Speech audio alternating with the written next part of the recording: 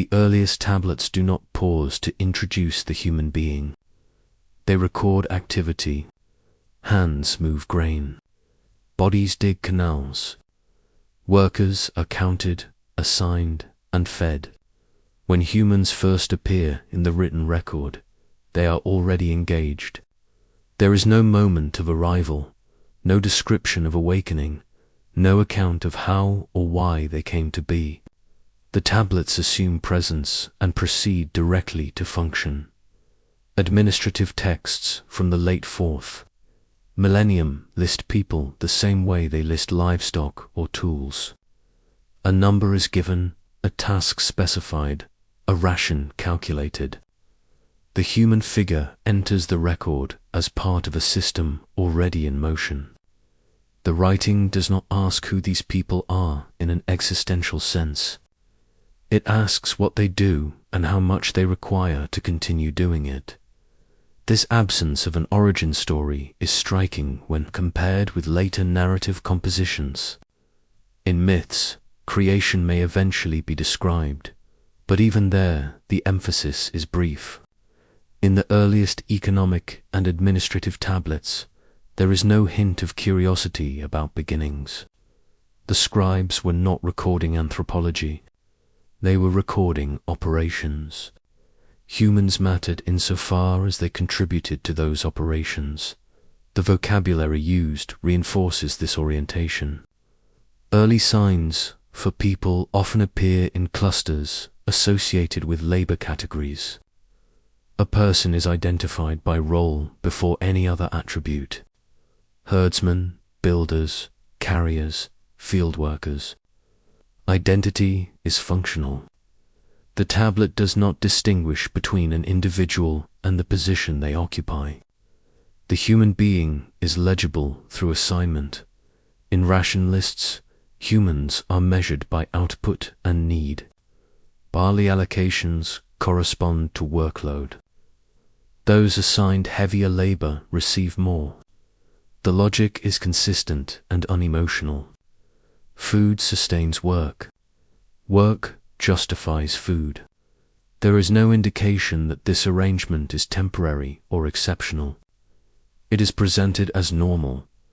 What is missing is as important as what is present. There are no tablets that describe a time before labor. There is no recorded transition from leisure to work. The earliest writing assumes that human effort is a constant. This suggests that, within the administrative worldview, humans did not enter history as free agents who later became workers. They entered as workers already embedded in obligation, even in texts that modern readers identify as mythological. Humans often appear suddenly and purposefully. They are introduced to solve a problem, relieve a burden, or maintain an order. The narrative does not dwell on their uniqueness. It moves quickly to their role. Humanity is defined by usefulness rather than by essence. This framing aligns with the broader logic of early Sumerian society. Writing itself emerges to manage surplus, coordinate labor, and stabilize production. It is not surprising, then, that humans appear in writing as managed resources. The record reflects the needs of the system that produced it. The Anunnaki, when present in these contexts, do not address humans directly. They do not speak to them, teach them, or explain their purpose. Humans are discussed around them, assigned within decisions attributed to higher authority.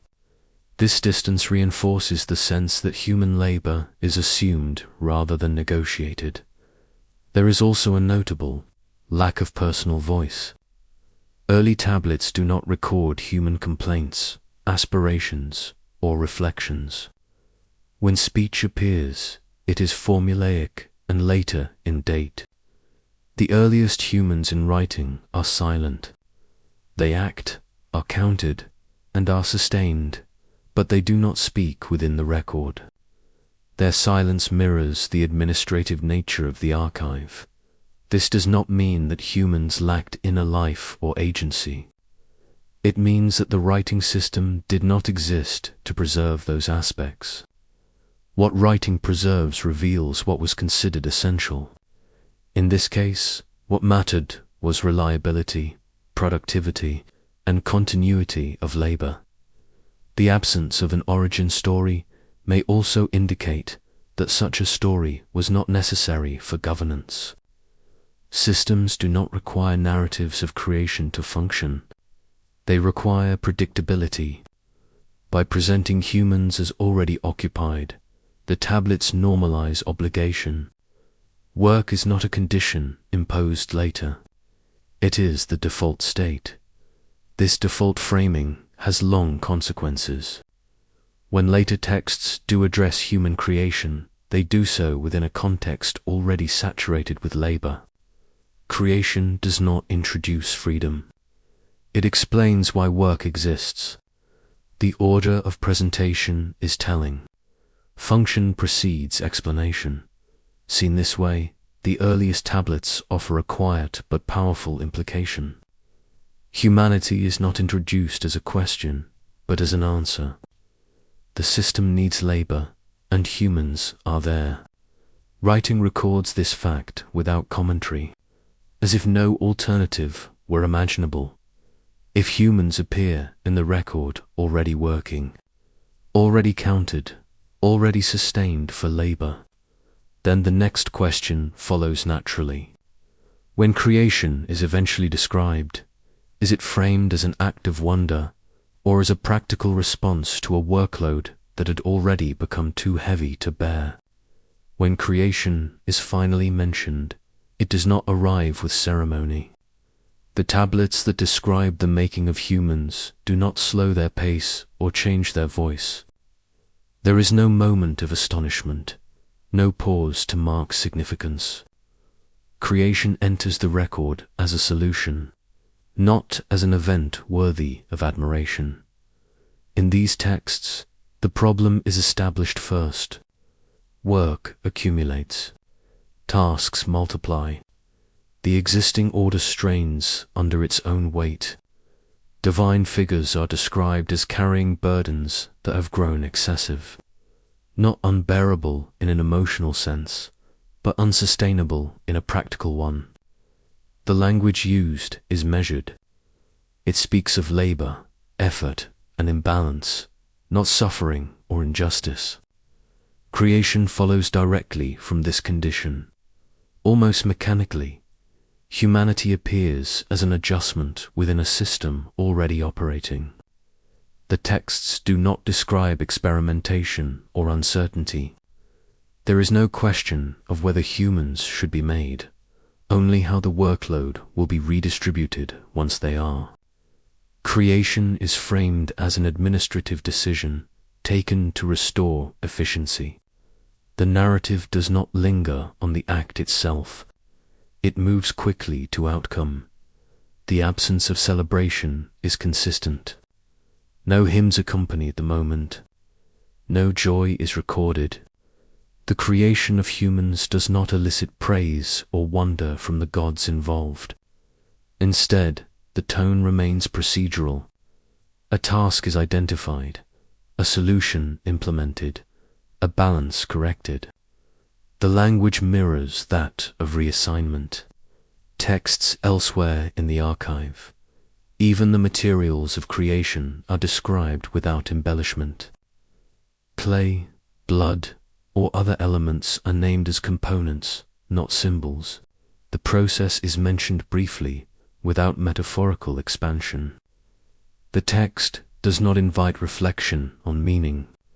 It records a method sufficient to explain function and then proceeds. What follows creation is more important to the narrative than creation itself. Humans are immediately placed into roles. They are assigned work, tied to production, integrated into cycles of labor and sustenance. The text does not ask how they feel about this role. It assumes acceptance. Creation is validated not by its beauty, but by its utility. This framing contrasts sharply with later traditions that treat creation as a moment of cosmic importance. In the Sumerian record, creation is subordinate to order. The world does not exist for humanity. Humanity exists for the world as it is already structured. The lack of celebration reflects this hierarchy. The Anunnaki's involvement in these texts remains distant. They authorize the solution but do not participate in its execution. They do not mold, instruct, or interact with humans directly. Their role is to confirm the necessity of creation, not to engage with its consequences. This distance reinforces the administrative tone. Creation is a decision ratified at a high level, then implemented below. The silence around emotion is especially striking. There is no grief over the burden that necessitated creation, nor relief expressed afterward. The system adjusts, and the text moves on. This emotional neutrality suggests that creation was not perceived as transformative in a moral or spiritual sense. It was transformative in workload distribution alone. The scribe's handling of these narratives further emphasizes restraint. Copying remains consistent. Variations are minimal. There is no expansion over time that adds grandeur or symbolism. The creation account remains concise across versions, suggesting that its role in the tradition was fixed. It explained why humans work, not why they matter. This explanation fits seamlessly into the broader archive. Administrative tablets assume human labor as a constant. Creation texts provide a rationale without challenging that assumption. They do not elevate humanity, they situate it. The record aligns origin with obligation. The lack of celebration may also reflect the audience. These texts were not composed to inspire devotion or wonder. They circulated among scribes and officials who already lived within systems of labor and control. A celebratory creation story would have been unnecessary. What mattered was justification, not inspiration. In this context, creation becomes a retrospective explanation rather than a foundational myth. Humans were already working when writing began. Creation narratives explain why that condition is permanent. They do not propose an alternative state. There is no memory of freedom to mourn or reclaim. This approach preserves continuity. By framing creation as necessity, the texts close the question of purpose. Humans exist because work needed to be done. That explanation is sufficient within the logic of the system. It does not require embellishment. If creation is recorded without joy or awe, and if its primary function is to account for labor, then the language used to describe human existence itself becomes crucial. How do the tablets speak about work, burden, and obligation once humans are established? And what words do they choose to define the condition that creation was meant to solve? Once humans are established in the record, the tablets begin to describe them through a particular vocabulary. It is a language shaped less by identity than by weight. Certain Sumerian terms recur with notable consistency, framing human existence in relation to effort, obligation, and endurance. These words do not describe who people are. They describe what they carry. One of the most frequently encountered concepts is that of burden. In administrative and narrative texts alike, labor is spoken of as something borne, lifted, or transferred. The verbs used do not suggest voluntary action. They imply necessity. Work is not chosen. It is placed. When humans appear in these contexts, they are positioned as receivers of this burden, taking on what others no longer carry. The word often translated as toil or labor appears alongside terms that indicate heaviness and persistence. The language does not romanticize effort. It presents it as a condition that must be sustained. Human life, as described here, is inseparable from ongoing exertion. The tablets do not imagine a human state outside of this framework.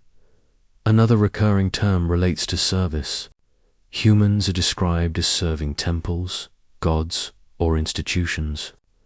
This service is not framed as devotion in an emotional sense. It is framed as duty. The same term is used for servants of households, workers assigned to projects, and personnel attached to religious complexes. The consistency suggests that service was understood structurally, not spiritually. In this linguistic environment, freedom is difficult to locate. There are no common terms that describe leisure as a defining human condition. Rest appears only as recovery from work, not as a right or goal. Even festivals, when recorded, are integrated into labor cycles. They mark pauses, not alternatives.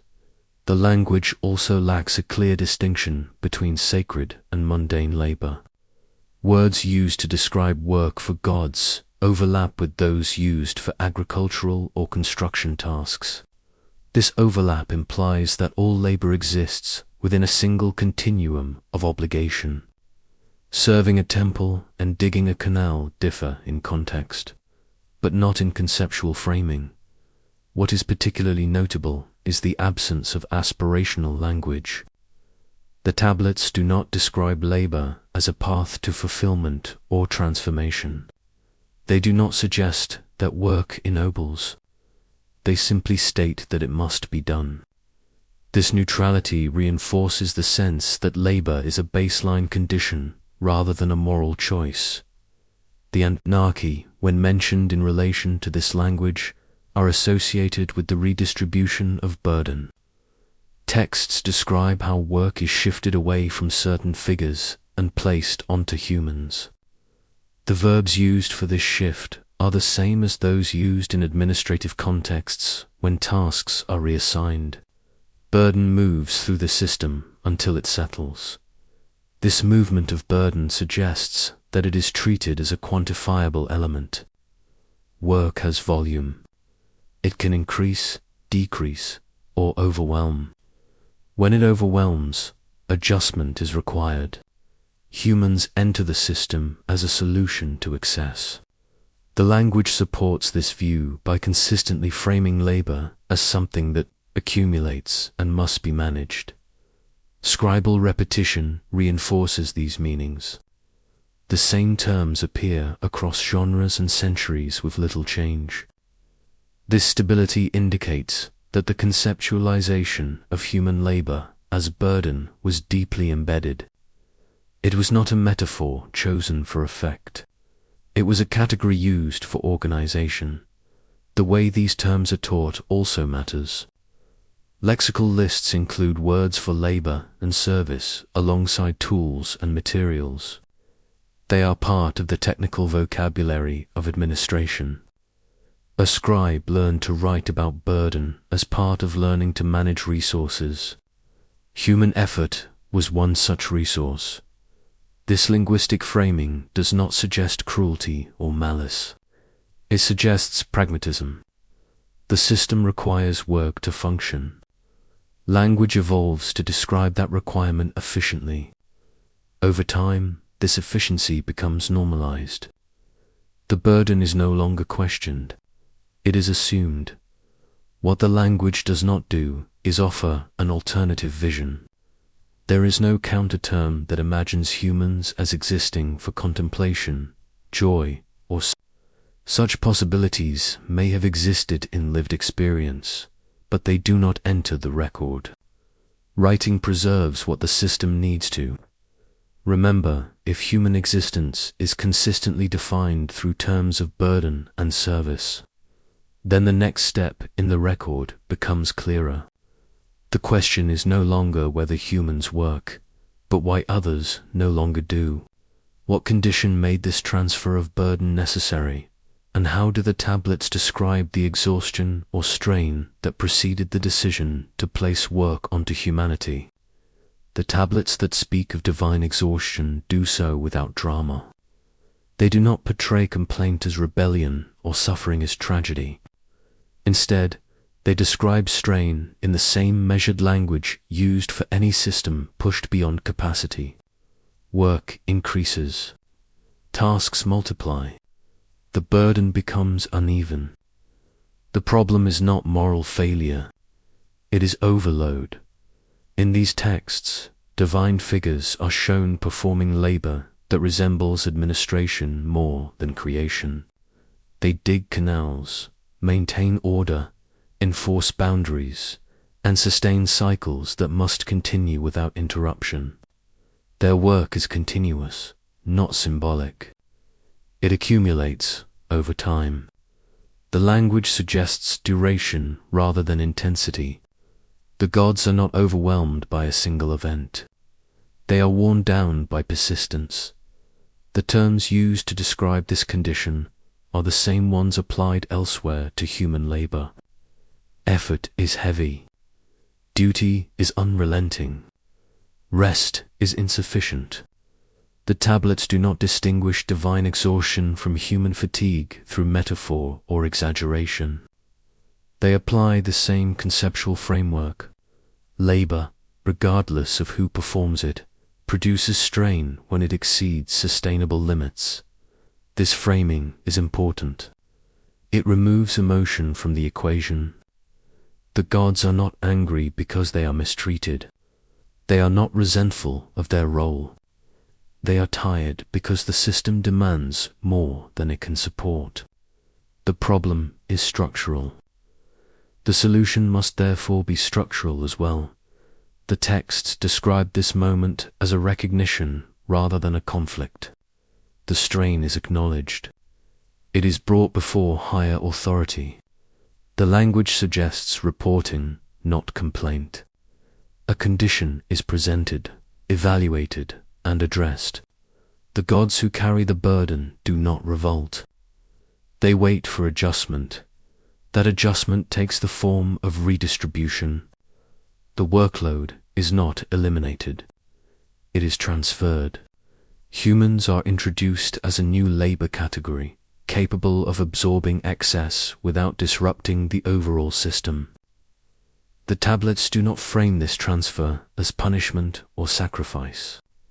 It is an optimization. What is striking is how little attention is given to the gods' experience beyond necessity. Their fatigue is mentioned only insofar as it justifies change. Once the solution is implemented, the texts move on. There is no lingering concern for divine well-being. The system has been corrected. That is sufficient. This treatment aligns with the broader administrative mindset of the archive. When a canal collapses, the text records the failure and the repair, not the inconvenience caused. When a workforce is depleted, replacements are assigned. Divine exhaustion is treated with the same logic. It is a condition requiring response, not empathy. The Anunnaki's role in this process remains consistent.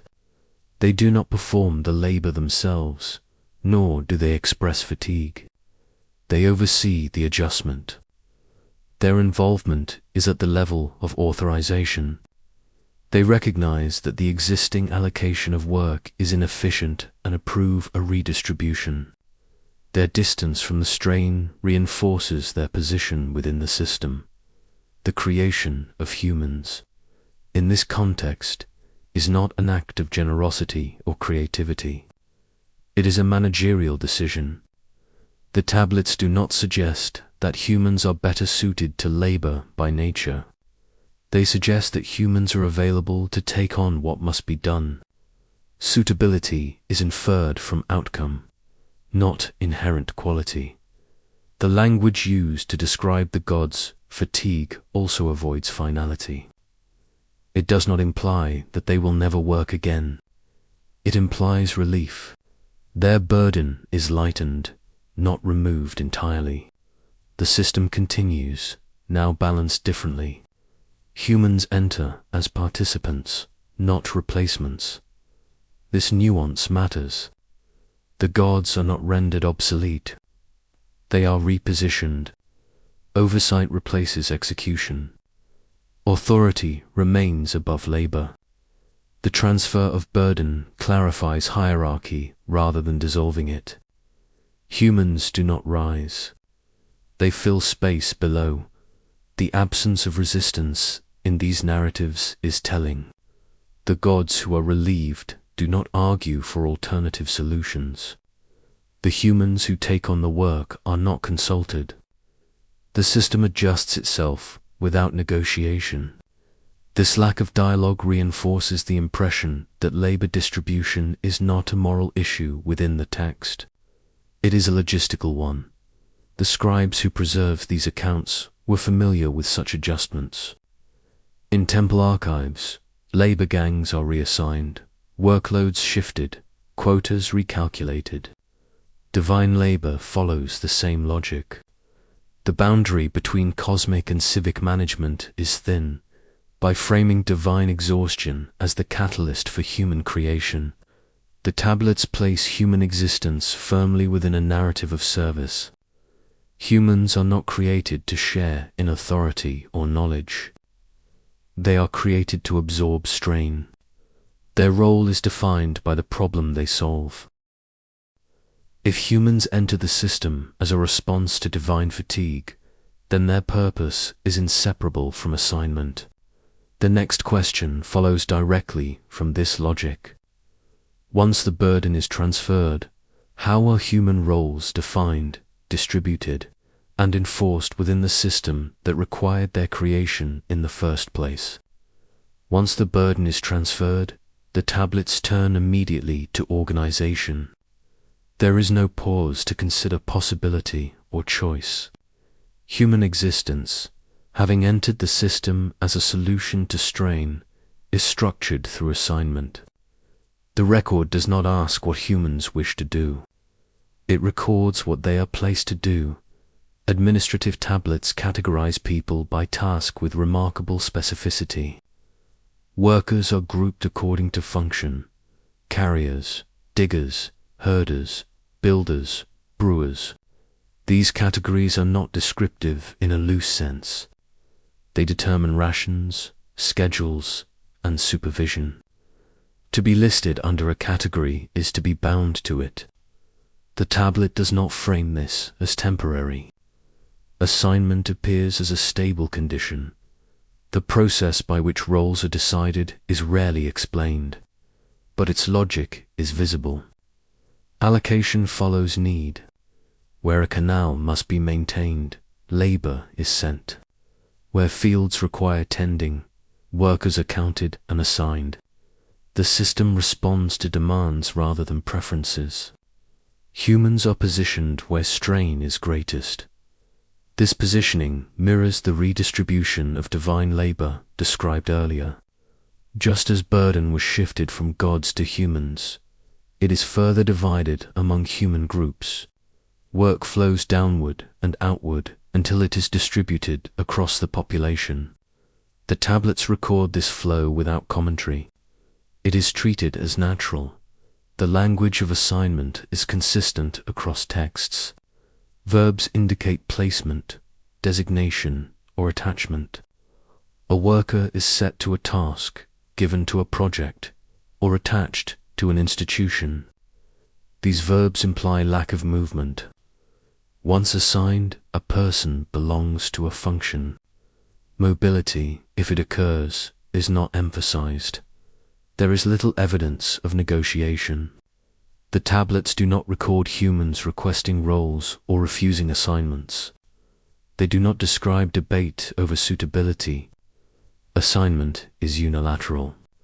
The system determines need and fills it. The human figure is passive in this exchange, defined by reception rather than initiative. Even status within the workforce follows this logic. Skilled roles receive different rations or recognition, but they remain assignments rather than choices. Skill itself is treated as a resource to be allocated. A person with training is placed where that training is required. The record values efficiency over self-direction. The absence of freedom as a category is notable. There is no common term in early administrative texts that contrasts assigned labor with unassigned existence. Work is assumed. Variation lies only in type and intensity. The idea of opting out does not appear. The system does not imagine a human outside obligation. Temples and palaces serve as centers where assignments are coordinated. Tablets record workers entering and leaving service, but always within institutional frameworks.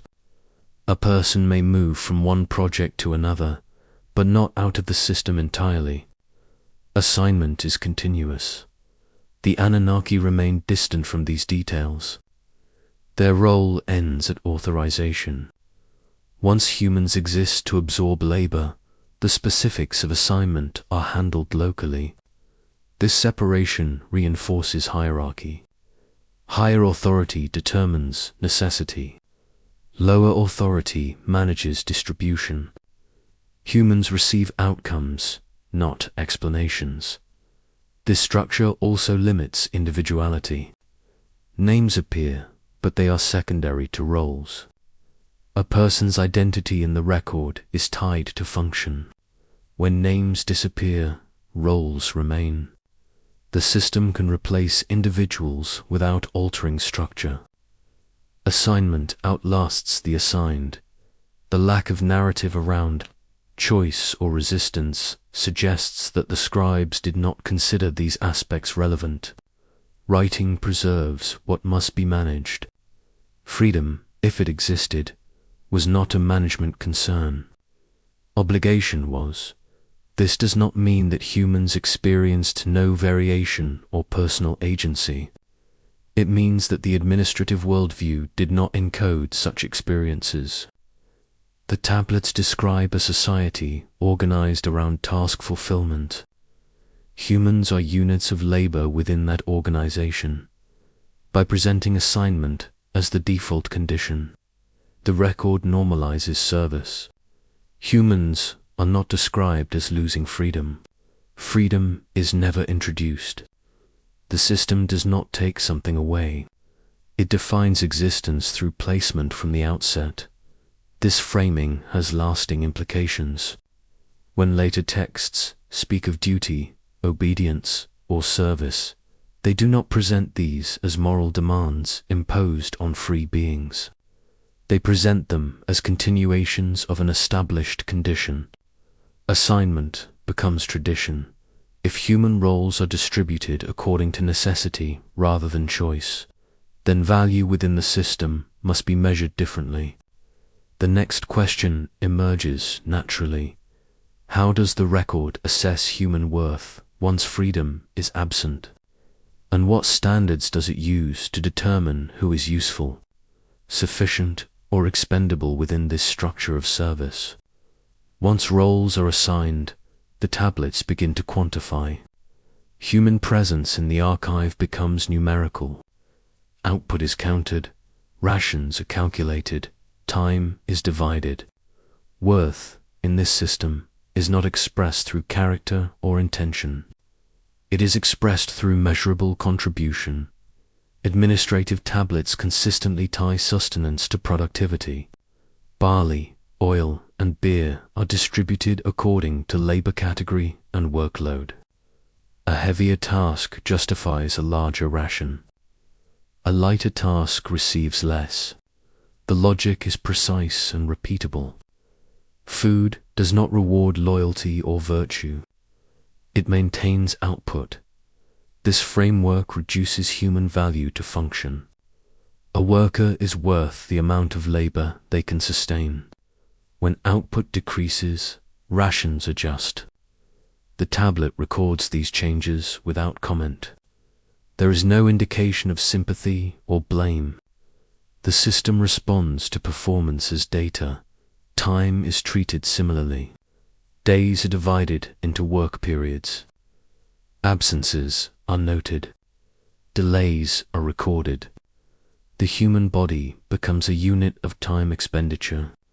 Worth accumulates through presence and activity. The record does not preserve personal reasons for absence. Only the deviation from expected output matters. In some tablets, workers are grouped by efficiency. Totals are compared. Shortfalls are identified. Surpluses are redistributed. The language resembles inventory management. Humans appear as assets that must be monitored to ensure system stability. This approach extends to skilled labor as well. Specialists receive higher rations or status, but their value is still measured through output. Skill increases worth only insofar as it increases efficiency. There is no indication that skill itself is celebrated. It is utilized. The system also accounts for failure. When workers are injured, sick, or deceased, the record adjusts. Replacement labor is assigned. The function continues. The individual disappears from the archive, replaced by another name or number. Worth does not attach to personhood. It attaches to role fulfillment. The Anunnaki are absent from these calculations. They do not evaluate individual workers. Their authority is reflected in the structure that makes such evaluation possible. By the time worth is measured, the framework is already in place. Humans are assessed within it, not by it. This method of valuation has consequences. It creates predictability. The system can plan. It can estimate labor capacity and adjust accordingly. At the same time, it erases individuality from the record. The tablet does not know who a person is beyond what they produce. Even in moments of recognition, the language remains functional.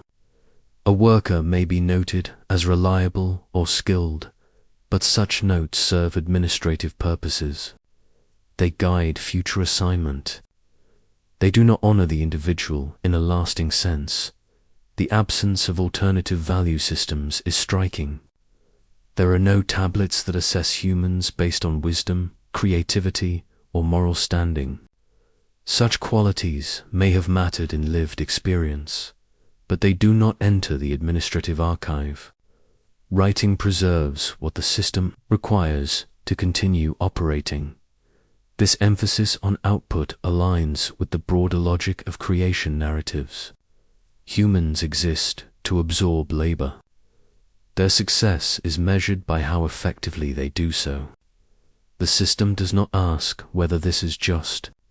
It asks whether it works. The stability of this valuation method suggests acceptance. Scribes copied these formulas for centuries. The logic of worth remained unchanged. Even as political conditions shifted, the relationship between work and value persisted. This continuity indicates that the concept was foundational, yet this framework also reveals a vulnerability. When worth is tied exclusively to output, the system becomes brittle. It depends on constant productivity. Disruption threatens not only supply but identity. A human who cannot work becomes difficult to place within the record. The tablets do not resolve this tension. They note loss and move on. Replacement fills the gap. The system survives by treating individuals as interchangeable. Continuity is preserved at the cost of personal memory. If work is the primary measure of human worth, then the institutions that coordinate and extract that work become central to human existence. The next question, then, is how these institutions organize, concentrate, and manage human labor on a scale large enough to sustain the system that defines humans through output alone. Work that is counted must be gathered somewhere. In the Sumerian record, that gathering consistently occurs within the temple. The tablets recovered from temple archives do not present these complexes as places removed from daily labor. They show them as centers where human effort is organized, deployed, sustained, and recorded. Ritual exists there, but it does not dominate the archive. Coordination does. Temple tablets list workers alongside commodities, schedules, and tools. Individuals are attached to the temple not only as priests or attendants, but as herders, millers, carriers, builders, and brewers. Their presence is documented through assignment and ration, not through devotion. The temple functions as an administrative body that happens to operate within sacred space. Ration lists make this especially clear. Humans attached to the temple receive regular allocations of food and drink calibrated to their labor. The temple does not simply consume offerings. It redistributes resources to maintain its workforce. The cycle is continuous. Goods flow in from fields and herds owned or controlled by the temple, then flow back out as sustenance for those who work on its behalf. Schedules preserved on tablets show that labor is planned over time. Certain workers are assigned seasonally, others permanently. Tasks are grouped and sequenced. The temple coordinates these activities so that production aligns with agricultural cycles and ritual calendars simultaneously. Labor and ritual do not compete. They are synchronized.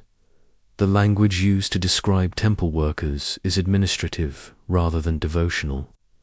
Workers are attached to the temple, assigned to tasks, or set under supervision.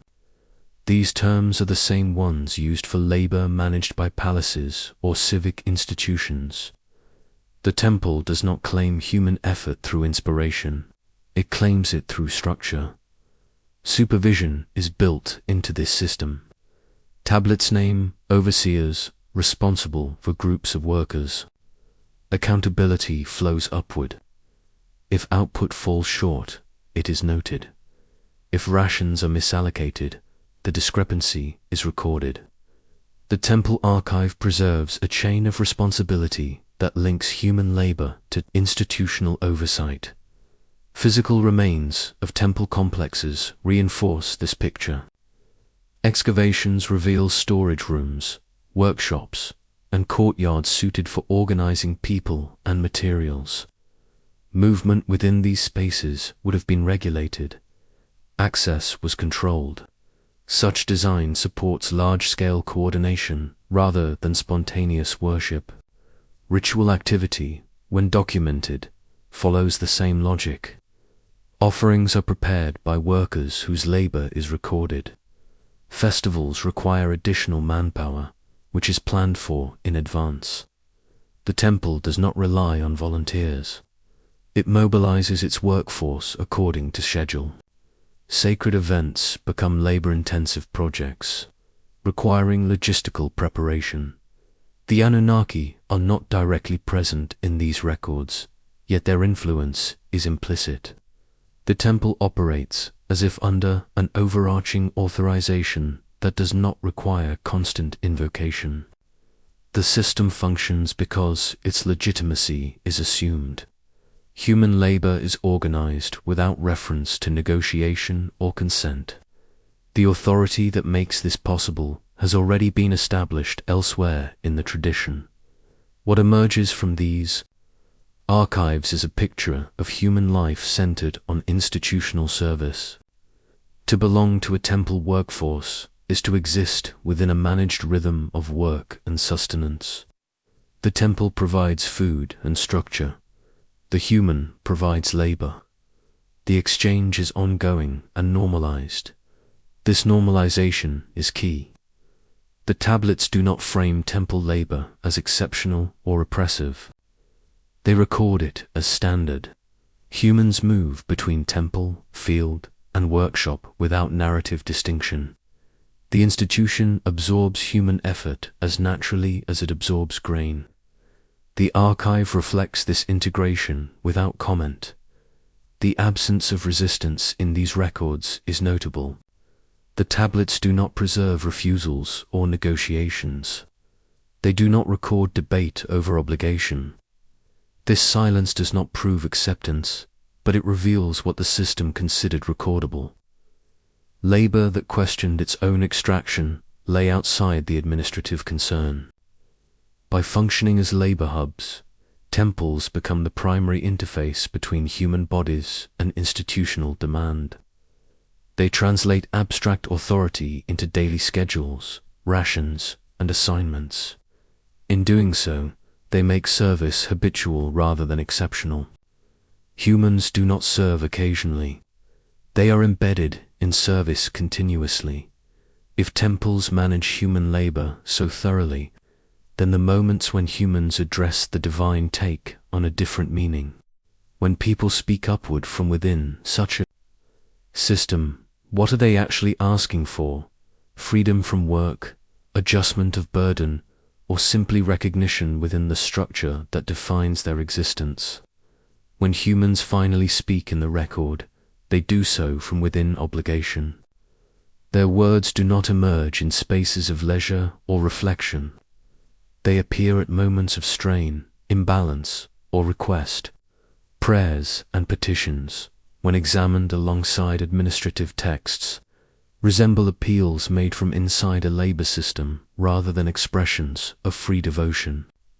Many prayers begin with enumeration. The speaker lists circumstances, actions taken, services rendered.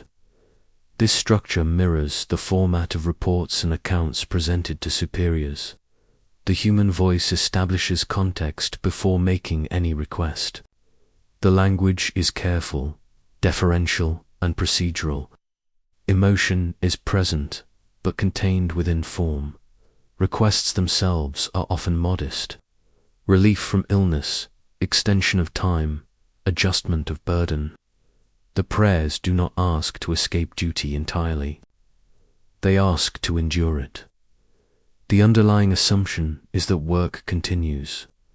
What is sought is correction within the system, not release from it.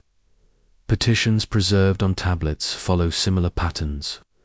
A complaint is presented, an injustice noted, a superior authority invoked. The language does not challenge the legitimacy of the structure. It appeals to it.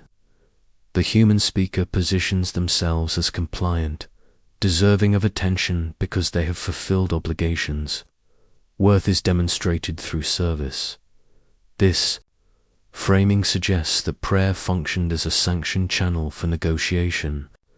Within a system that assigns labor and measures worth by output, speech upward becomes a tool for adjustment. One does not argue against the system. One asks the system to recognize strain. The gods addressed in these texts are often associated with oversight rather than intimacy. They are invoked as authorities capable of correcting imbalance. The tone resembles that used when addressing officials in legal contexts. Respect is formal. The appeal is framed within accepted boundaries. Even expressions of suffering are structured. Illness is described in terms of lost capacity. Pain interferes with work. Misfortune disrupts obligation. The human body is presented as failing to meet demand. The appeal asks for restoration of function so that duty can resume. This interpretation does not deny sincerity. It reframes it. Devotion, in this context, is inseparable from service. To pray is to report one's condition within the system. The gods are asked to intervene, not to change purpose, but to restore ability. The Anunnaki are rarely addressed directly in such prayers. Their distance remains intact. Appeals move through more accessible divine figures who operate closer to human activity. This mirrors administrative hierarchies, where reports pass through intermediaries. The highest authority does not receive every petition. When humans speak, they do not ask why they were created. They ask how to continue. The absence of existential questioning is notable. The record preserves concern for survival with an obligation, not curiosity about its origin. Speech serves continuity. The structure of these texts reinforces discipline. Even in distress, the human voice follows formula. The prayer is composed correctly or it risks ineffectiveness. Proper address, proper sequence, proper humility. Speech itself is regulated. This regulation suggests that prayer was part of the same system that managed labor. It offered a controlled outlet for complaint. The system allows speech that seeks adjustment, but not speech that questions foundation. In this way, prayer stabilizes rather than destabilizes order. The petitions that ask for justice follow similar logic. A wrong is reported, witnesses named, authority invoked. The speaker does not take action independently. They appeal upward. Justice is expected to flow from recognized authority, not from resistance. What emerges is a picture of speech as lab adjacent. Words are work when directed upward. They require effort, correctness, and timing. A successful petition restores balance. An unsuccessful one fades into silence. The record does not preserve responses to most prayers. It records the appeal, not the outcome. This absence mirrors administrative practice, where requests are logged, but decisions may be recorded elsewhere or enacted without explanation. The human voice is allowed, but not always answered in writing. If prayer functions as an appeal within a labor system, then it becomes another mechanism of management. It channels dissatisfaction into form, preserves hierarchy, and allows adjustment without disruption. Speech becomes a safety valve, not a challenge. This understanding reframes the flood narratives that follow. If humans speak upward when strain becomes unbearable, what happens when the volume of appeal itself signals systemic failure? And speech is no longer sufficient to correct the burden placed upon the workforce. When speech no longer adjusts the burden, the record turns to interruption. The flood enters the tablets not as a moral verdict, but as a response to accumulation that could no longer be managed incrementally. The language used to describe it aligns closely with that of system failure. What breaks is not obedience, but capacity. In the narratives that precede the flood, strain is described as cumulative. Work increases. Output intensifies. The system grows louder, heavier, denser. The terms used do not describe wrongdoing. They describe saturation. The workforce expands beyond what existing structures can absorb. Channels that once regulated labor, time, and distribution begin to fail. Reports move upward as they have before. Conditions are summarized. The imbalance is recognized. What changes is scale.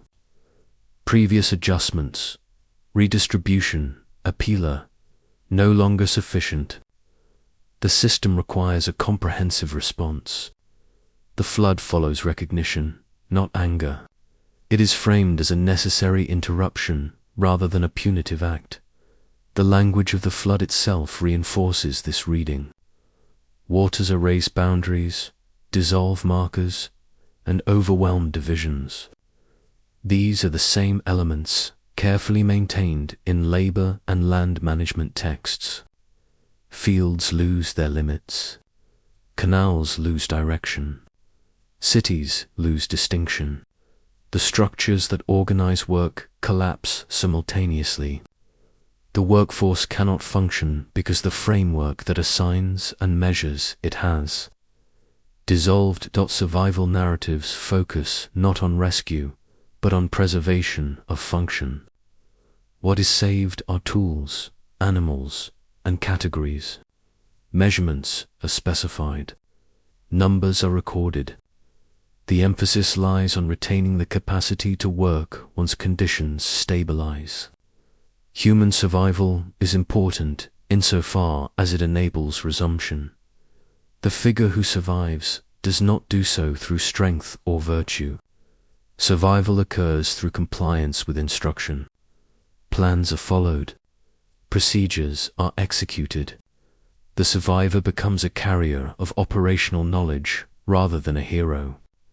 This framing aligns with administrative continuity rather than moral exception. After the flood, the first concern is not freedom or renewal. It is reassignment. The workforce must be re-established. Roles are redistributed. The language does not describe a liberated humanity. It describes a recalibrated one.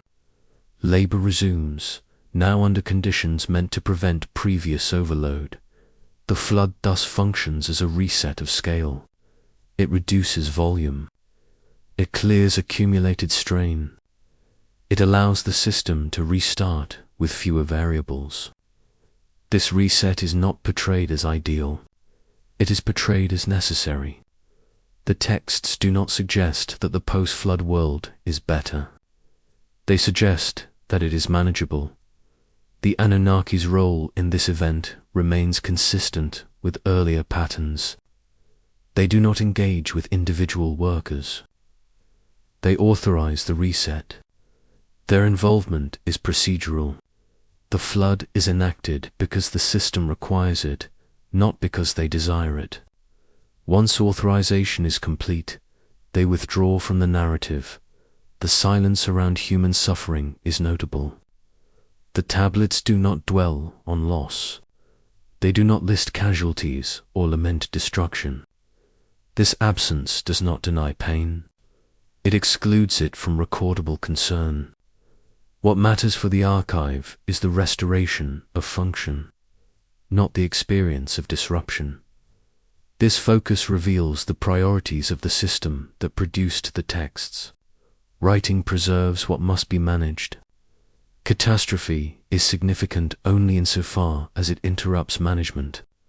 The flood is recorded because it marks a transition in operational capacity, not because it demands explanation. When work resumes after the flood, it does so within a tightened framework. Assignments are clearer. Authority is more localized. The scale of operation is reduced. These changes suggest that the system learned from failure. The workforce is reintroduced under conditions designed to prevent repetition.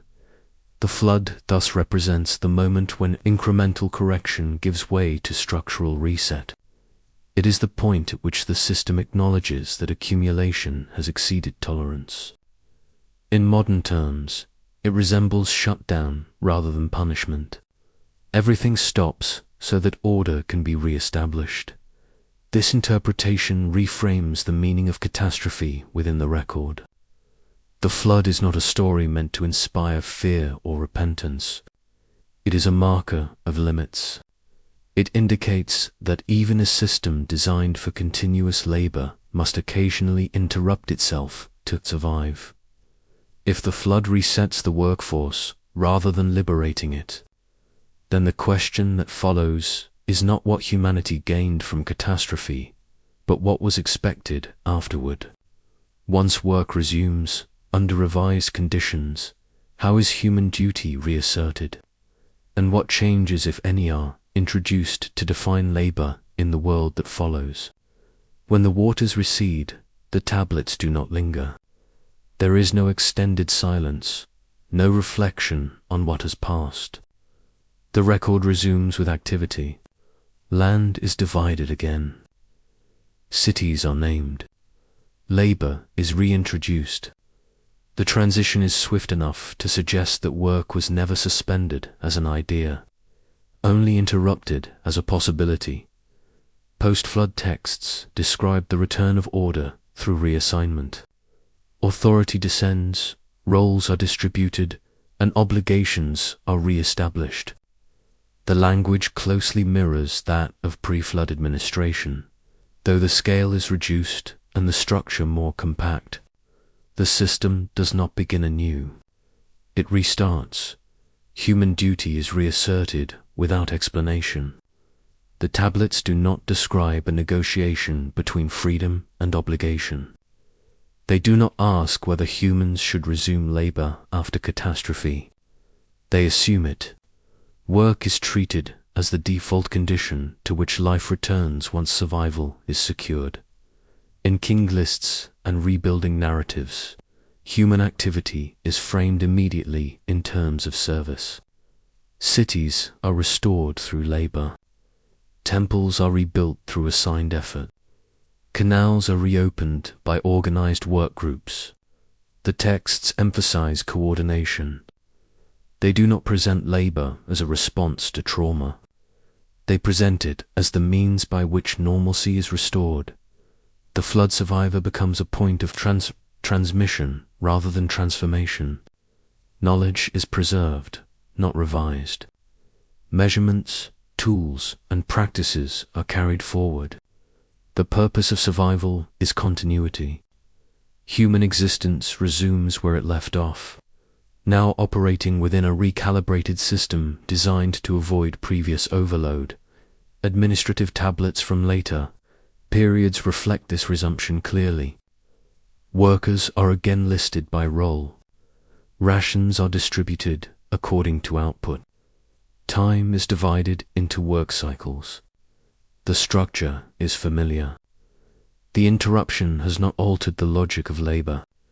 It has reaffirmed it. What changes is scale and supervision. Authority becomes more localized. Oversight tightens. The workforce is managed in smaller, more controlled units. These adjustments suggest that the system has learned from failure, not that it has questioned its premise. Work remains central. Only its distribution is refined. The language of duty in post-flood texts remains unemotional. Humans are not described as grateful to be alive or burdened by obligation. They are described as active.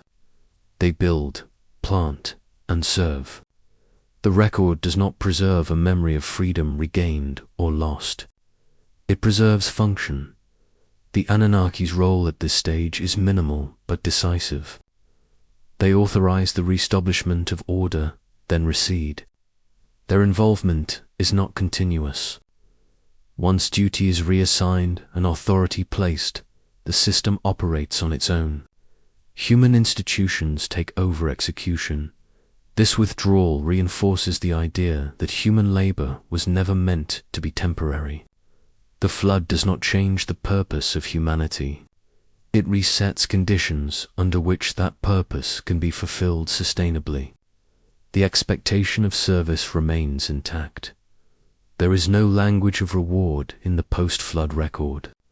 Survival is not framed as compensation for future labor. Work is not depicted as penance. It is simply resumed. This neutrality suggests that the system does not view catastrophe as moral leverage. It views it as operational correction, even when later texts acknowledge divine promises or boundaries set to prevent repetition. These assurances do not alter human duty. They regulate scale, not purpose. Humans continue to serve within limits, now defined more clearly. The system adjusts parameters, not roles. The absence of resistance in these texts is consistent. Humans do not question why they must return to work after destruction. The record does not entertain that question. Writing preserves what must be done, not what could be debated. Duty resumes because duty is assumed. This assumption reveals the core orientation of the system. Human existence is not framed as a journey toward freedom or fulfillment. It is framed as participation in maintenance. The world requires work to function, and humans are the means by which that work is sustained. Post-flood humanity is therefore not reborn in a new sense. It is The flood clears excess, not purpose. The system continues with fewer variables and tighter control, but with the same foundational expectation. Humans work so that order endures. If the flood interrupts labor only long enough to recalibrate it, then catastrophe does not redefine human purpose. It reinforces it. The question that remains is not what humans gained after survival, but how this resumption of duty shaped the role of those who now stood between authority and workforce, those who supervised labor rather than performing it themselves. Once labor resumes, it does not organize itself. The tablets introduce figures who stand between the abstract authority that assigns work and the human bodies that perform it. These figures are kings, yet the record does not present them as redeemers or visionaries. It presents them as supervisors. Royal inscriptions and administrative tablets describe kings primarily through actions of coordination. They open canals, repair walls, assign workers, and enforce schedules. The language used is practical. A king ensures that labor flows where it is required. He resolves bottlenecks. He restores functionality when disruption occurs. The texts do not dwell on his personality or inner purpose. They document his effectiveness. Titles reinforce this role. Kings call themselves shepherds, caretakers, and stewards. These are not metaphors of salvation. They are roles of oversight. A shepherd does not create sheep. He manages their movement. A steward does not own the estate. He ensures its operation. The language places the king firmly within an inherited system, responsible for its maintenance rather than its meaning. In legal and economic tablets, the king's presence is often indirect. His name appears as guarantor, not as originator. Laws are enforced in his name, but the laws themselves are treated as older than his reign. Disputes are settled according to established norms. The king's authority lies in execution, not in design. This distinction becomes clear in moments of crisis. When famine threatens or infrastructure fails, the king does not promise transformation. He mobilizes labor. Workers are reassigned. Resources are redistributed. The solution is logistical. The king restores balance by adjusting inputs and outputs, not by redefining the system. The flood narratives cast this role in sharper relief. After catastrophe, kingship is re-established quickly, but its purpose is narrowly defined. The king organizes rebuilding. He oversees the return to work. He does not reinterpret the disaster or offer moral explanation. His task is to reassert order so that labor can proceed. The Anunnaki remain distant in these contexts. They authorize kingship but do not guide daily action. The king becomes the visible point of control. Authority that was once external now operates through him. Yet even here, the record limits his scope. He is powerful because he aligns with the system, not because he transcends it. Administrative tablets reveal the mechanics of this supervision. Kings appoint overseers, inspect projects, and receive reports. Information flows upward. Commands flow downward. The structure mirrors that of temple administration on a larger scale. The king is not above the system. He is its highest human node. This position also constrains the king. He is accountable to results. Failed harvests, unrest, or disorganization reflect poorly on his reign.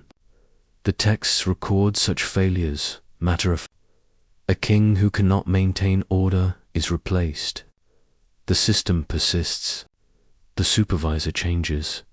The absence of salvation language is notable. Kings do not claim to free humans from labor. They do not promise relief from duty. Their legitimacy depends on keeping the workforce productive and stable. To reduce labor would be to undermine the very order they are charged with preserving. Even monumental projects follow this logic. Temples and walls are built through mobilized labor. Inscriptions commemorate completion, not inspiration. The king is praised for organizing resources and people effectively. Achievement is measured by scale and durability, not by originality. This framing shapes how kings are remembered. The king list records reign lengths and succession, not ideology. A reign is valuable if it is long and stable. Stability implies successful supervision. Collapse shortens memory. The king fades if the system falters under him. The record thus presents kingship as a function rather than a calling. Kings step into a role defined by pre-existing expectations. They manage labor so that civilization continues to operate. Their power is real but conditional. It depends on adherence to inherited structures. This conditionality explains why kings invoke divine authorization so carefully. They do not claim authority outright. They receive it. By aligning themselves with higher order, they legitimize their supervisory role. Yet once alignment is declared, the daily work is human.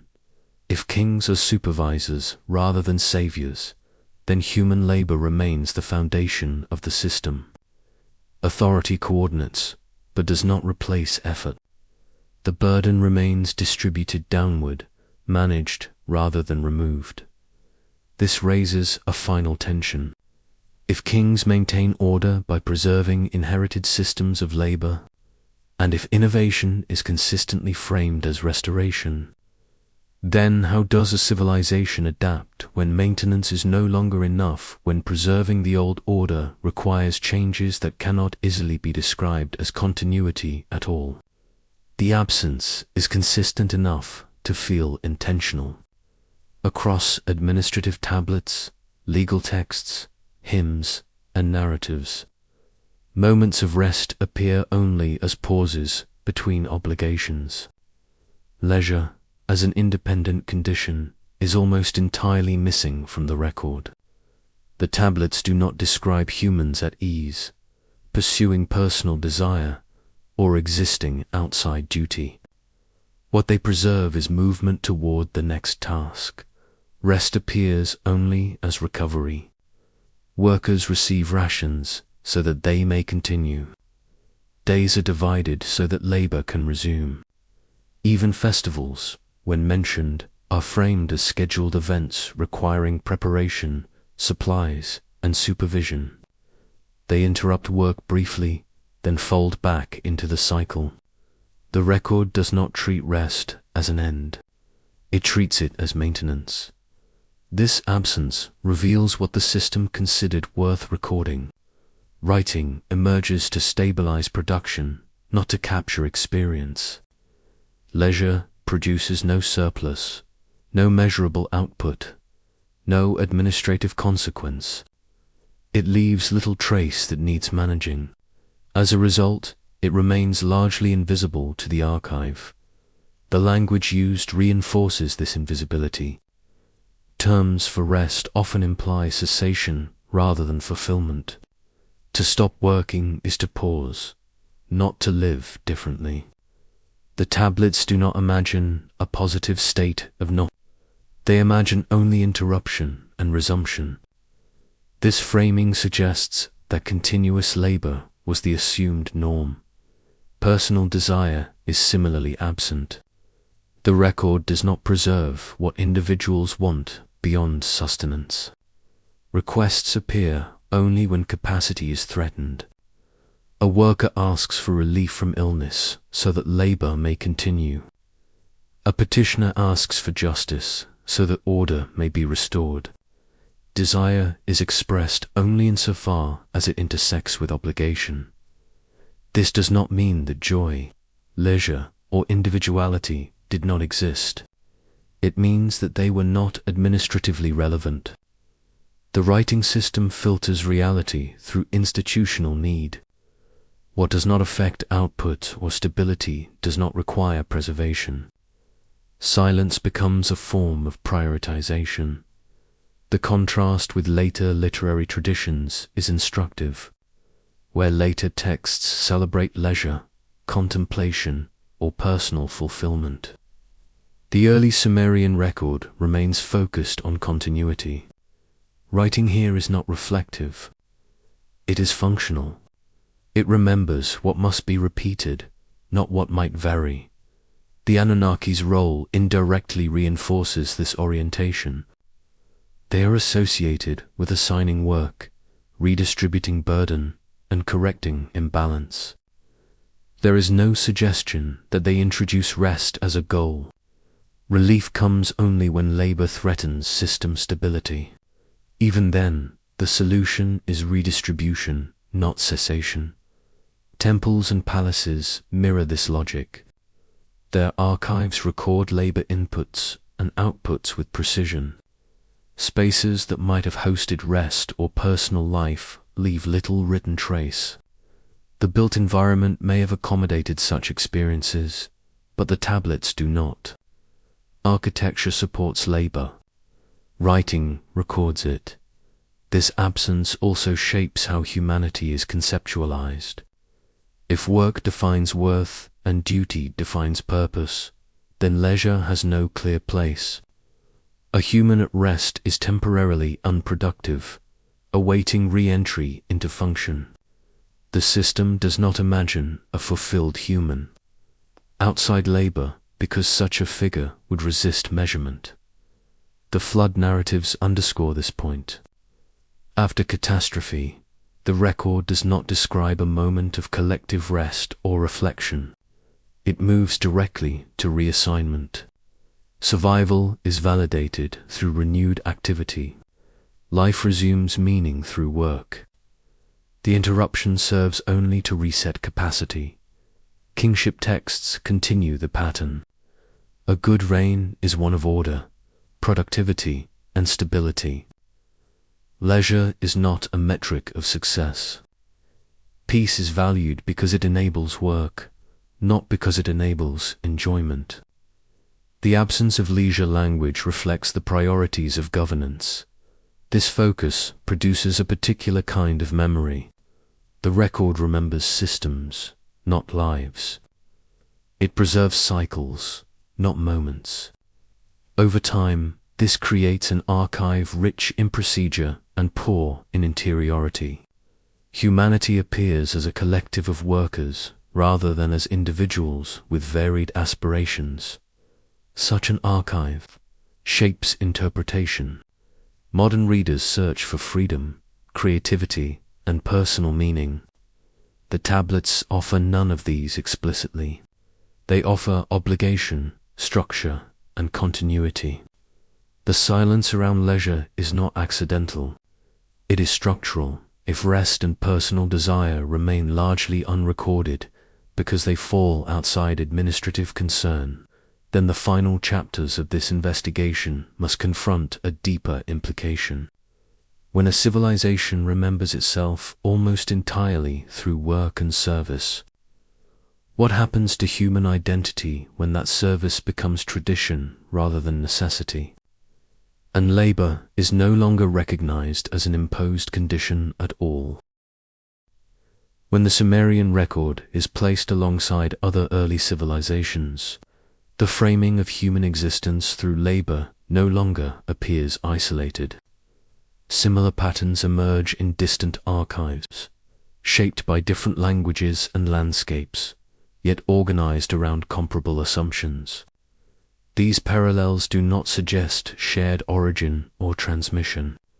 They suggest convergent ways of stabilizing complex societies through the management of work.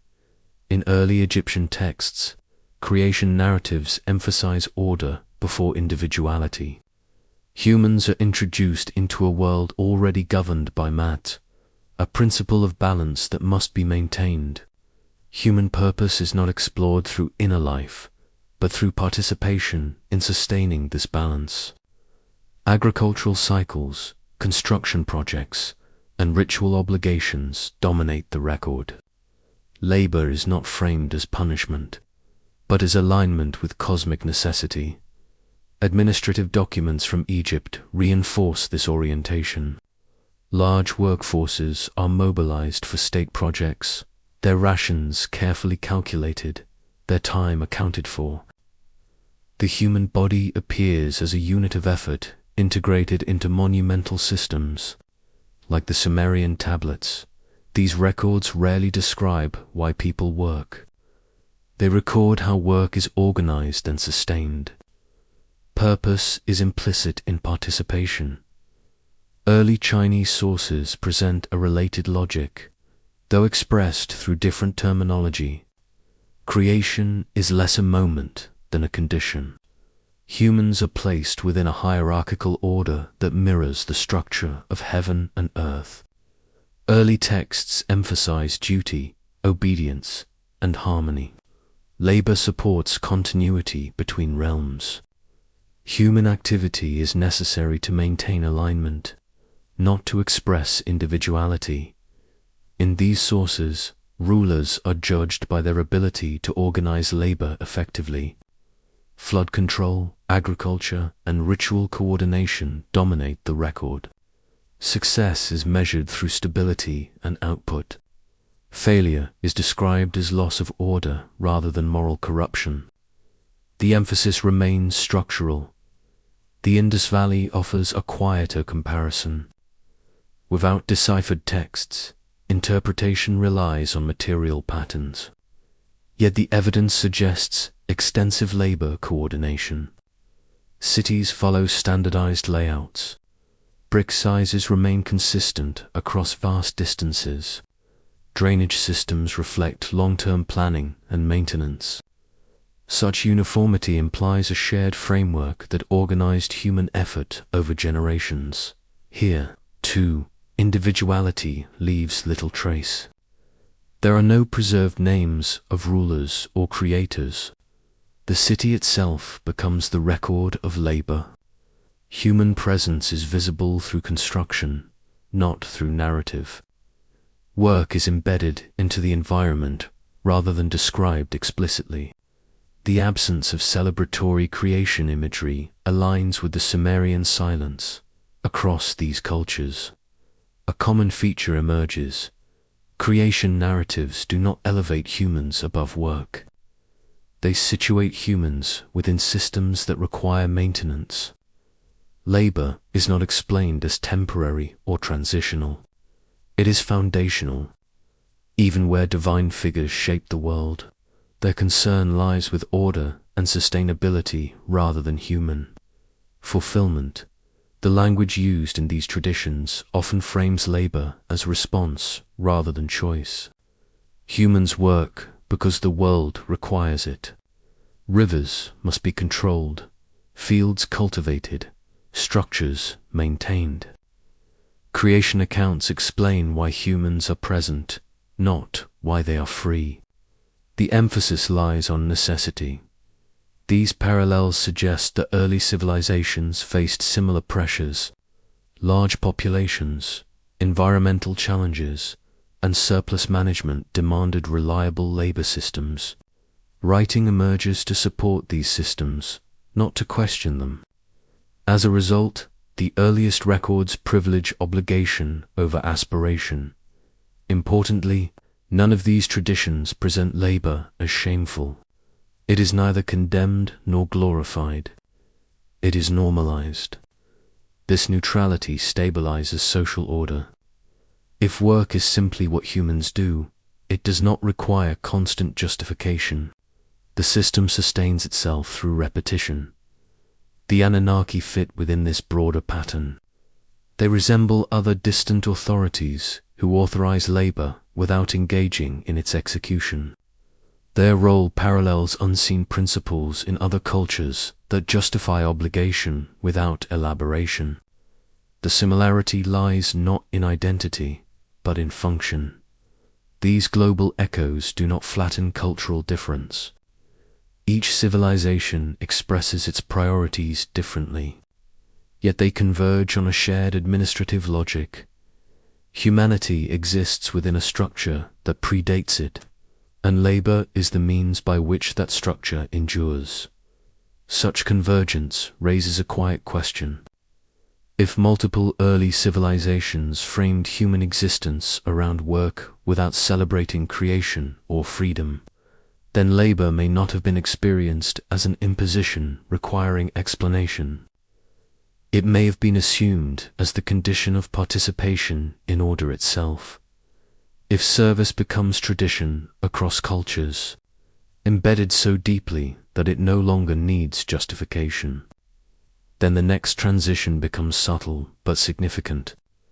At what point does obligation cease to feel assigned and begin to feel natural, inherited, unquestioned, and how does a civilization record that shift when service no longer appears as burden but as identity itself? Over time, what begins as assignment hardens into custom. The tablets do not record a moment when duty becomes tradition, because such transitions are rarely visible from within. They are gradual, sedimented through repetition, until obligation no longer appears imposed but expected. The language shifts subtly. What was once assigned is now assumed. Later, administrative texts reveal this change through tone rather than content. Labor is no longer framed as a response to imbalance or necessity. It is framed as routine. Children appear in records already attached to households, workshops, or temples. Their future roles are implied before they are enacted. Service is anticipated, not negotiated. The vocabulary of duty becomes more stable. Terms that once described burden now describe status. To serve an institution is no longer merely to carry weight. It is to belong. Identity forms around function. A person is known as a worker of a temple, a field, a craft. The role precedes the individual in the record. Ritual reinforces this normalization. Ceremonies mark transitions into service rather than exits from it. Offerings and festivals align individuals with institutional cycles. Participation confirms belonging. Labor becomes woven into sacred time, making it difficult to separate obligation from meaning. What must be done also becomes what ought to be done. Education reflects the same orientation. Scribal training emphasizes copying, accuracy, and adherence to established forms. Innovation is discouraged not through prohibition, but through omission. Students learn how things are done, not why they are done that way. Knowledge is transmitted as practice rather than principle. Duty is learned through repetition. Household records further illustrate the shift. Families are listed as units of labor contribution. Generations are connected through service to the same institutions. The tablet does not describe aspiration or mobility. It records continuity. Labor becomes inherited, not assigned anew each generation. The temple plays a central role in this cultural embedding. As a stable institution across centuries, it anchors labor in time. Service to the temple becomes a marker of legitimacy and belonging. To work within its system is to participate in the order of the world. The distinction between obligation and identity blurs. The Anunnaki, once associated with the assignment of labor, recede further into background assumption. Their role no longer needs to be invoked, because the system they authorized now reproduces itself culturally. Authority has been internalized. Duty persists without external reminder.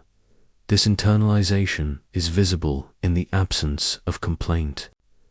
Petitions do not question the necessity of work. They ask for adjustment within it. The idea that one might exist outside service does not enter the record. Silence here is not suppression. It is normalization. The system no longer encounters resistance that requires documentation.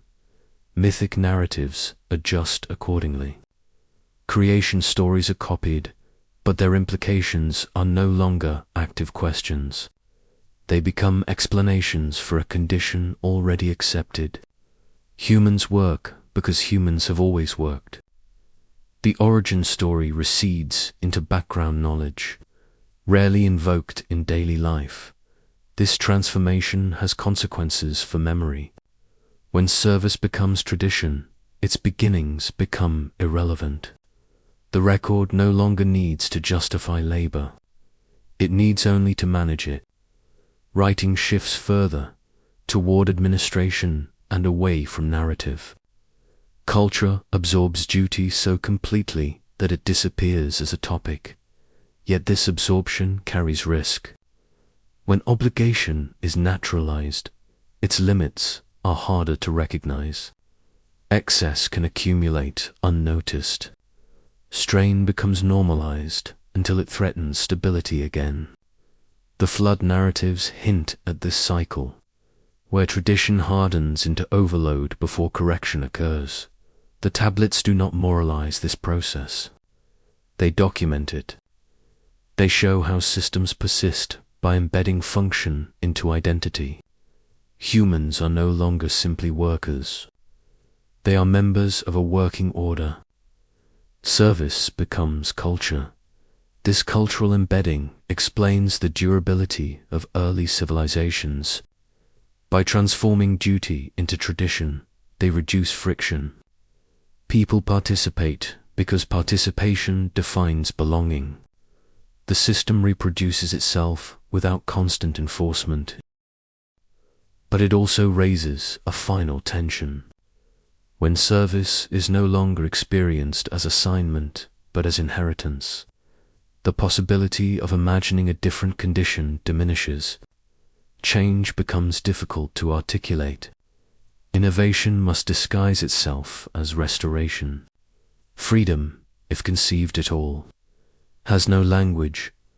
If labor becomes tradition so deeply that it defines identity, then the final question follows quietly. When a system built on inherited service begins to weaken, and tradition no longer sustains obligation on its own, what remains of human purpose once duty can no longer explain itself? By the time service becomes tradition, the question of freedom no longer appears in the record as a problem to be solved. It appears, if at all, as an absence. The tablets do not argue against freedom, nor do they defend it. They simply do not require it as a category. Human life is described through participation, obligation, and continuity. Within this framework, freedom is not denied. It is unarticulated. The earliest records do not present a contrast between work and its opposite. There is no remembered state in which humans existed without assignment. Creation narratives explain why labor exists, but they do not imply that an alternative once prevailed. Humans are introduced already necessary. From the perspective of the archive, freedom is not lost. It is never established. This absence shapes interpretation. Modern readers often approach ancient texts expecting to find either oppression or autonomy, subjugation or choice. The Sumerian record resists these binaries. It does not frame human existence as a moral condition to be evaluated. It frames it as a functional one to be maintained. The question of what humans were meant to be presumes intention directed toward human fulfillment. The tablets direct intention toward system stability instead. Even when divine figures are involved, their concern is not with human self-determination. They respond to workload, imbalance, and sustainability. Humans are introduced as part of a solution, not as beneficiaries of design. If freedom were a goal, the texts give no indication of it. If freedom existed, it did not require preservation through writing. This does not mean that humans experienced no agency. They moved, adapted, negotiated within limits. Petitions show that individuals sought relief and adjustment. Legal texts show that disputes were resolved. But these forms of agency operate within a structure that remains unquestioned. They adjust the system without redefining it. The absence of freedom language may reflect a different conception of purpose. Purpose, in these texts, is external rather than internal. Humans serve a role within a larger order that predates them. Meaning is derived from alignment, not from choice. To function correctly is to belong correctly. This orientation is reinforced by how success is measured. Stability, continuity, and productivity are valued. A good reign is a stable one. A good worker is a reliable one. A good city is one that endures. Freedom, as an abstract ideal, does not contribute directly to these outcomes. It does not require record-keeping. The flood narratives sharpen this perspective. Catastrophe interrupts labor but does not redefine purpose. Survival leads back to work. The reset addresses capacity, not meaning. If freedom were latent, one might expect it to surface after such an interruption. The record does not show this. Duty resumes without debate. Kingship further constrains the question. Kings do not promise freedom. They promise order. Their legitimacy depends on maintaining systems that rely on labor. To introduce freedom as an aim would undermine the very structures they are tasked to preserve. The silence around freedom thus protects governance. When service becomes tradition, it also becomes identity. People are known by what they do, where they serve, and whom they support. Freedom, if imagined, would require language that separates person from function. The tablets rarely perform such separation. Identity and role remain intertwined. This intertwining complicates modern interpretation. To ask whether humans were meant to be free assumes a design perspective centered on human ends. The Sumerian record centers on systemic ends. Humans are components within an order that must endure beyond individual lives. From that perspective, freedom is neither granted nor withheld. It is irrelevant. Yet the very persistence of the question suggests tension. The fact that modern readers ask it indicates a difference in values, not necessarily a conflict within the ancient texts themselves. The tablets do not resolve the question because they do not pose it. They operate as if the answer were unnecessary. Still, absence can be revealing. The lack of explicit freedom language may indicate that freedom was not a stable or useful concept within early administrative societies. It may also indicate that any experience of freedom was private, episodic, and therefore unrecorded. Writing preserves what must be coordinated, not what can vary. The Anunnaki's role reinforces this ambiguity. They authorize labor, not liberty. They set conditions, not aspirations. Their silence on human freedom mirrors the archive's silence. Authority flows downward. Purpose is assumed. If humans were never described as meant to be free, that does not prove they were meant to be bound. It suggests that early civilizations framed existence through necessity rather than choice. Meaning arose from participation in order, not from self-direction. This leaves the investigation suspended rather than concluded. The tablets offer no declaration of intent, no statement of human destiny. They describe a world in which work is normal, service is inherited, and freedom is not required to explain how society functions. What remains unresolved is whether this silence reflects acceptance, limitation, or something else entirely. Did early humans experience freedom in ways that escaped record, or did they conceive of purpose so differently that freedom, as later understood, simply did not apply? If the records never ask whether humans were meant to be free, then perhaps the final question is not about intention, but about memory. What kinds of human experiences were considered worth preserving in writing, and what was allowed to remain unwritten, unmeasured, and therefore historically invisible? By the end of the archive, what remains most consistent is not a promise, but its absence. The tablets enumerate duties, measure labor, assign rations, record losses, and mark continuity.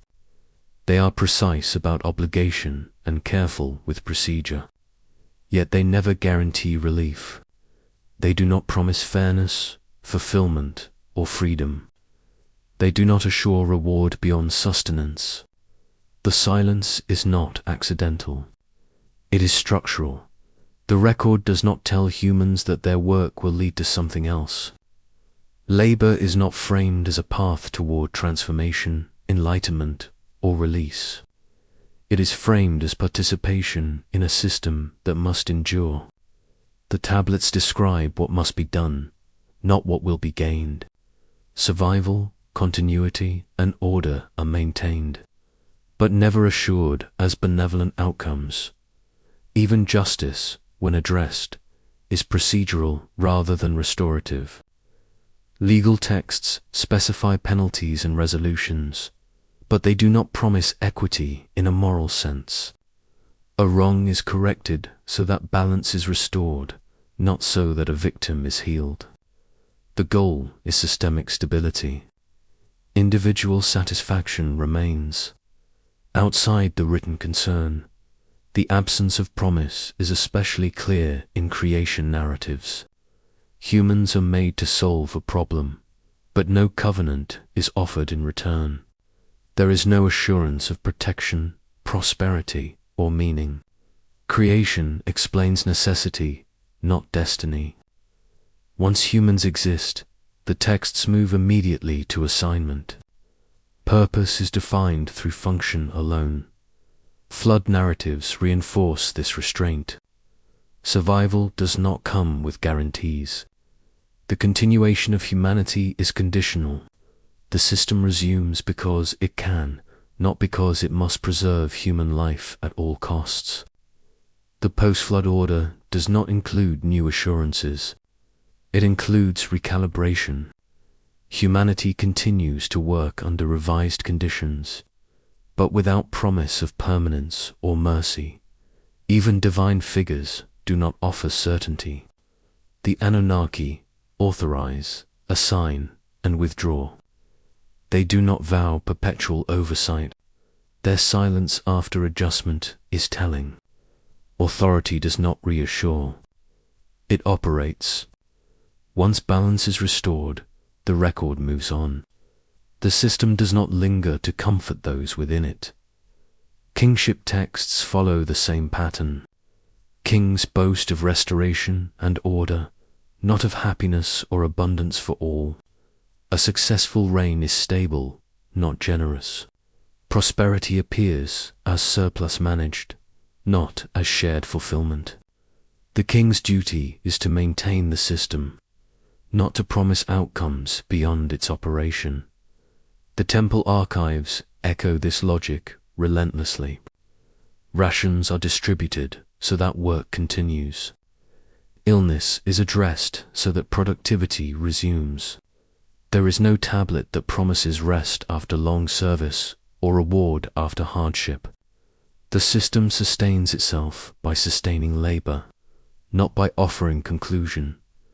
This absence of promise suggests that early writing was not designed to inspire hope. It was designed to preserve function.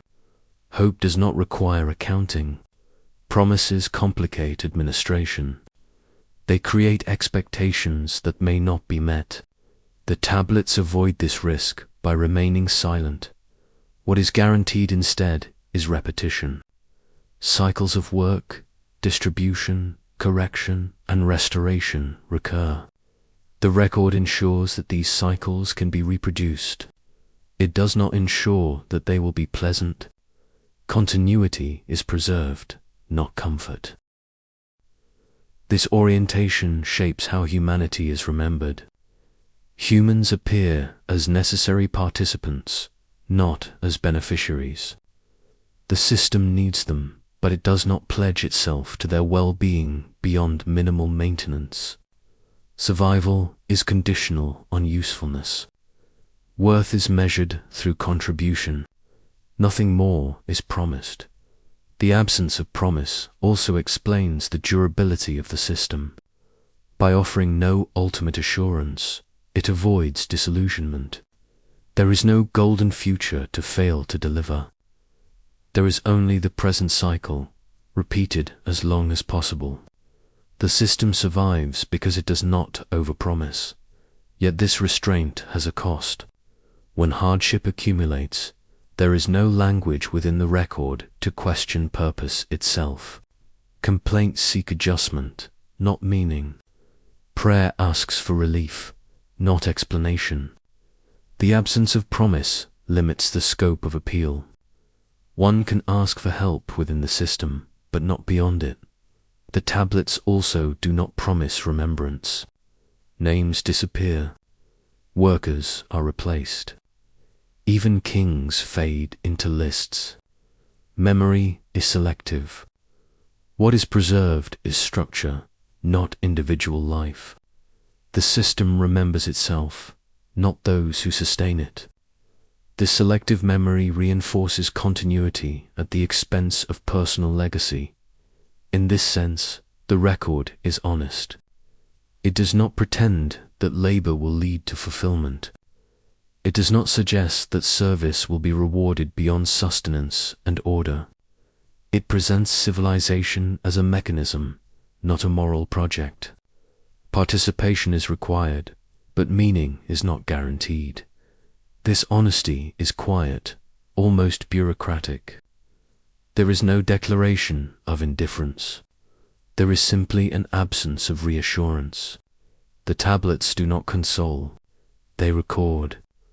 They preserve what must endure and allow the rest to pass unmarked. For the modern reader, this absence can feel unsettling. We look for promises because we expect systems to justify themselves. The Sumerian record does not. It assumes that the need for order is sufficient justification. Human existence is embedded within that need. The investigation therefore concludes not with a revelation, but with a boundary. The tablets tell us what humans were required to do, how labor was managed, and how order was preserved. They do not tell us what humans were owed. They do not guarantee freedom, fulfillment, or release. They do not promise that service will end. What they leave unwritten is as important as what they preserve. Perhaps the scribes did not believe such guarantees could be made. Perhaps they understood that systems endure only when they avoid promises they cannot keep. Or perhaps those promises existed elsewhere in speech, in ritual, in personal life, but were never entrusted to clay.